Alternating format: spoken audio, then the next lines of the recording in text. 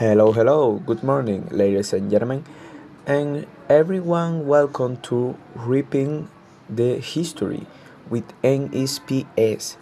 And today we are going to talk to you about history, in this case, about the book Count Dracula. So it's a banquet of history.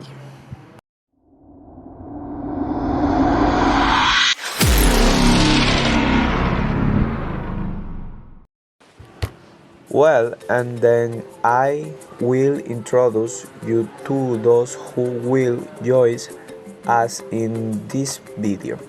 Andrews the Jesus, who is a presenter and the professional reader I meet.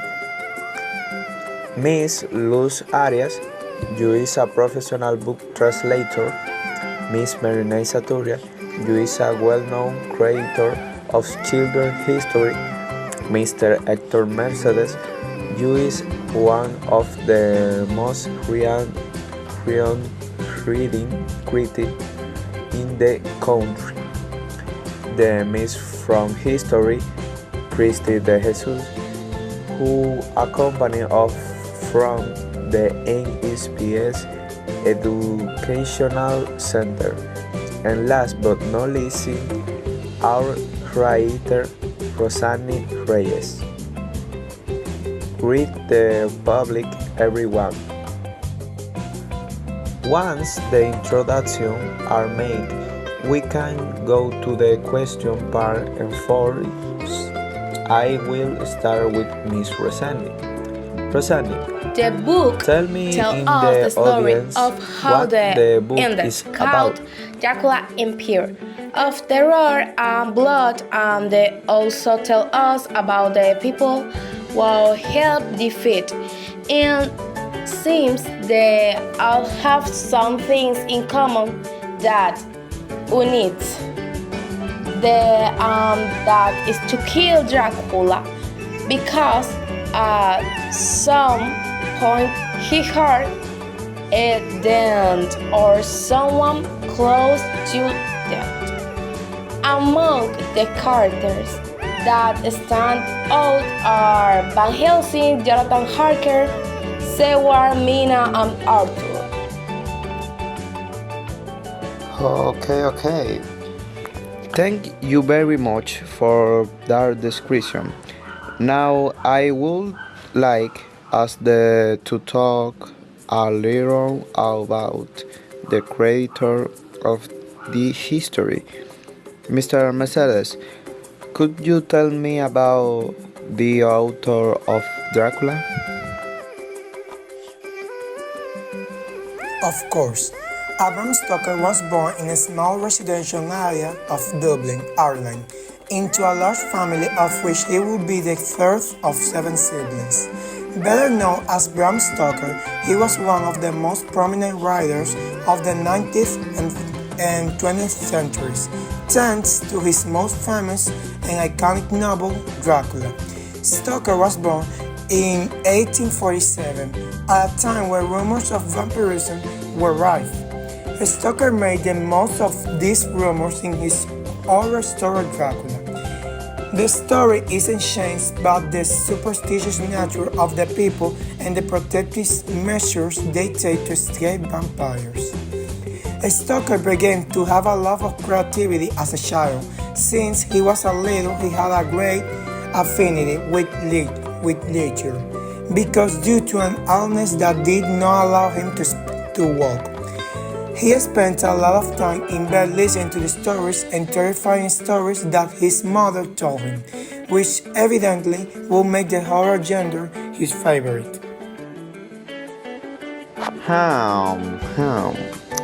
Interesting. Thanks for that information, which is quite relevant. From what I have read, is the scene that Dracula is not from the horror genre, or am I wrong, Miss Luz? That's right. In fact, it is one of the most well-known stories of this genre, and within mythology. I must say that today it is mostly recognized because of the Hotel Transylvania movies, which overall do not still cut out with the story told in books but is really popular. Peak sales occurred during the 9th and 20th centuries, making it one of the most famous monster stories worldwide. In my opinion, it is a tale full of personality. Oh, I see. I like that you emphasize that the Hotel Transylvania myth and the original story are not the same. It is good to emphasize. Now, I would like you to tell me yourself what happened at the beginning. Well, the story of the book Dracula revolves around Count Dracula, a vampire seeking to expand from Transylvania to England to spread his kind by seeking more victims in the New Land. The story begins with Jonathan Harker, an English solicitor who travels to Transylvania to help Count Dracula purchase properties in England. Soon, Jonathan discovers the sinister nature of his host, a vampire who feeds on human blood. He is imprisoned in the castle and witnesses terrifying events that reveal Dracula's supernatural powers and his plan to bring his reign of terror to England. Once Dracula arrives in England, he begins to sow chaos. Among his victims, Lucy, Westerna, and a friend of Mina Murray, Jonathan's fiancée. Lucy falls ill after being attacked by the vampire, and despite the efforts of doctors and professors, and Professor Van Helsing, specifically, she dies and becomes a vampire. The twist in the story leads to the group of protagonists to unite in a mission to hunt Dracula and end his evil influence. As the plot progresses, Mina also falls under Dracula's spell, endangering not only her life. Okay, very good. That resume the one that the Mrs. Luce just gave it. But I have a duda and I'm imagining that the public also and it is what is a vampire the young they share and what abilities that this have. Miss Marinette, Miss Christie, could you clarify is do this? Talking about the origin of vampiring and what they are. We're more than seen hundreds years ago, but boy the Dracula was great worry you let hit burn, and was the talking armies. And the prime for victory is it said that he made a part on the devil. Instead of death, he found eternal life as on the vampire. In this way, he became stronger. Vampiring and immortal, meaning the canon die and the demons flee and the types of bloom. Although their favorite is human bloom, they have milk and very belly skin, fines with the soap bloom, and they can turn people into vampires. So in short, vampires are zombies but with very appearance, more strange, and instead of rain, the soup blood. Okay, thanks for that information. Now can Missy Marinette continue with the explanation? So yeah, I'm going to explain the abilities that Dracula possesses in the book. Well, this one has some pretty sharp glances that make everyone feels hypnotized by him in his presence. He also can clean and walk on the walls, so yeah, he's really fast all the time. And also he has some able animals like a bat or a mouse or a wolf. Thank you also for that explanation and from clarifying the public's duties. Well, to finish, tell me what was your favorite parts,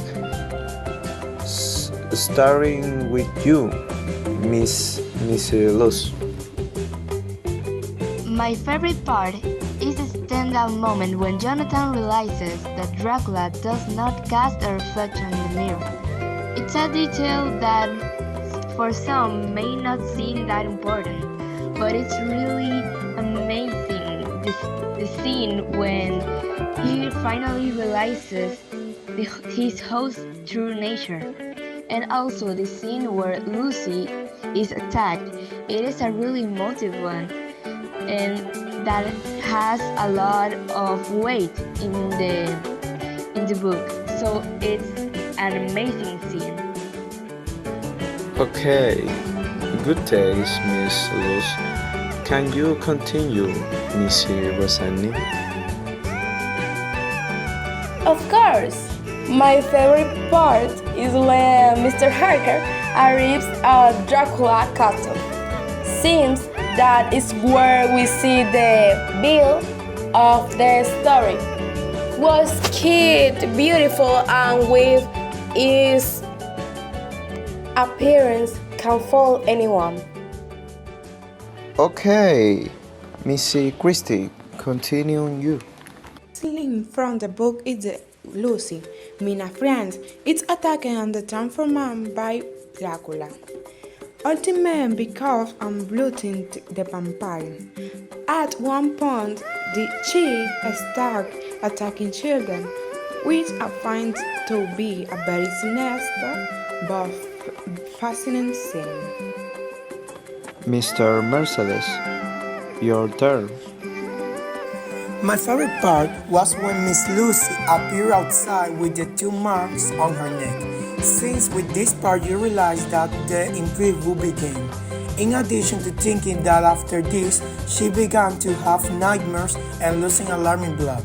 And even as a solution to get to the bottom of all of this, they needed to have to cut off her head so that she does not become a vampire. Okay, finish with you, Miss Marinette. But for other part, if you really enjoy these books like gothic novels with a lot of description of the culture and landscapes, you really are going to enjoy Destiny of the because it's the perfect mix of romance and adventure. Is really Okay. I don't really have a favorite part. I like the joke book, so I don't know which one to choose. But in the end, this have been a pleasure. Thank you very much for joining me on the podcast. Thank you for your participation. And well, ladies and gentlemen, this have been all from my. Thank you for watching this video, and if you tune to the podcast, stay tuned for the next video, and we'll see you in the next podcast. Use watch Gating History with NSPS. So bye bye.